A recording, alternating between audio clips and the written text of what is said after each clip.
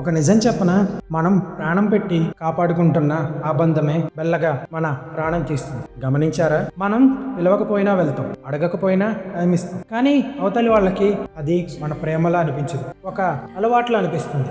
గీతలో నిష్కామ కర్మ అంటే ఏంటో తెలుసా? ప్రతిఫలం ఆశించకుండా పనిచేయి. మనం దీన్ని తప్పుగా అర్థం చేసుకున్నాం. బంధాల్లో మనం ఇచ్చే ప్రేమకి తిరిగి ప్రేమ వస్తుంది అని ఆశించడం ఒక పెద్ద భ్రమ. గుర్తుంచుకోండి, ఈ లోకంలో ఫ్రీగా దొరికే దేనికైనా ఎవరికైనా విలువ ఉండదు. మీరు ఇచ్చే అతి మర్యాద, అతి ప్రేమ మిమ్మల్ని వాళ్లకు చీప్ గా మారుస్తుంది. ఎవరికి ఎంత ఇవ్వాలో అంతవరకే ఇవ్వండి. మనల్ని వాడుకునే బంధాల నుండి దూరం అవ్వడమే అసలైన success. Value yourself first. All the best. మీ విలువని మీరే తగ్గించుకోకండి. మనం ప్రాణం ఇచ్చే ప్రతి బంధం మనల్ని ప్రేమించదు. కొన్ని బంధాలు మనల్ని కేవలం వాడుకుంటాయి. భగవద్గీతలో చెప్పిన నిష్కామ కర్మ సారాంశం ఇది. ఎదుటివారి నుంచి ఆశించడం మానేస్తేనే మనకి ప్రశాంతత దొరుకుతుంది. గుర్తుంచుకోండి, అవసరానికి మించి ఇచ్చే ప్రేమ ఎదుటి వారికి మనసుగా మారుతుంది. మీకు ఎప్పుడైనా ఇలా అనిపించిందా?